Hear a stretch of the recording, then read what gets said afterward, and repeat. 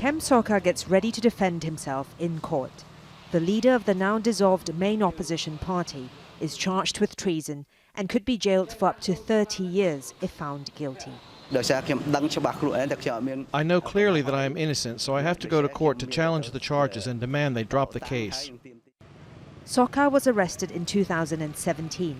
He spent around a year in prison and then more than a year under house arrest. He was released in November, but banned from taking part in politics and from leaving the country. The charges against Sokha stem from a remark he made 7 years ago about consulting American democracy advocates on how to win in an election. 2 months after his arrest, the Supreme Court dissolved the Cambodia National Rescue Party that he led, and the ruling party went on to win all the parliamentary seats in the 2018 general election. The US, the EU and some members of parliament from around the region have urged Cambodia to drop the charges against Sokha.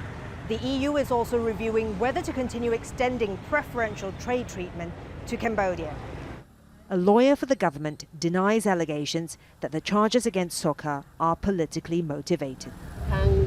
We as lawyers for the government, as well as representatives of the prosecution office, we have plenty of evidence to prove to the judges the wrongdoings of Kem Sokha. Before the trial began, some were questioning how transparent the proceedings would be.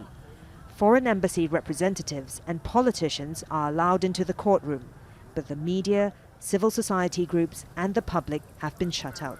The case against Sokha has also had a wider impact beyond politics in the country. The chilling effect on civil society space, where the freedom of expression, where the freedom of assembly, where the freedom of association have been become narrower and narrower, and these have also, led many civil society in a limbo, and also it increased more self-censorship. Many opposition politicians have fled Cambodia. Some have been prosecuted, and others fear arrest. And some human rights groups say the trial is a sham and a means for the ruling party, led by Prime Minister Hun Sen, to extend its grip on power. Florence Louis, Al Jazeera, Phnom Penh.